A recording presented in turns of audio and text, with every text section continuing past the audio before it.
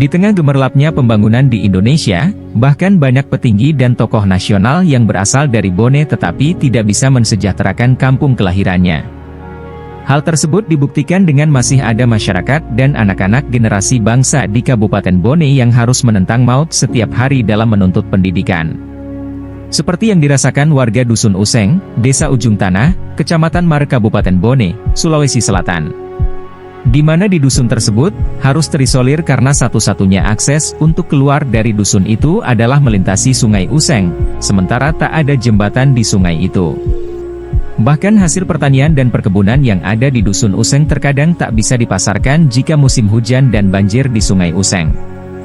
Demikian pula para anak-anak yang ada di Dusun Useng, banyak putus sekolah bahkan anak-anak usia dini dihitung jari mengenyam bangku TK. Saya bersama warga saya, puluhan kakak sangat memerlukan jembatan ini. Selain itu, akses satu-satunya khususnya anak sekolah yang pergi ke sekolah, banyak warga kami putus sekolah. Kalau banjir, anak-anak tidak bisa sekolah dan petani tidak bisa menjual hasil taninya.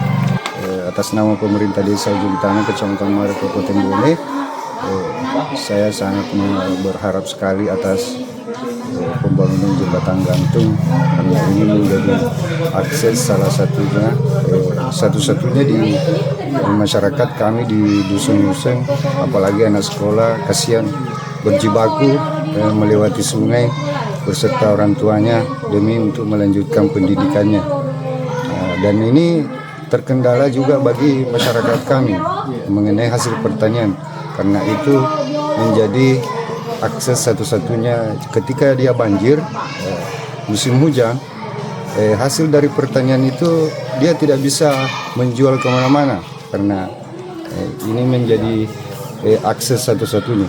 Kemudian ini termasuk penghubung di 3 desa, termasuk Lapaupang, serta Desa Telongan di Kecamatan Mare ini.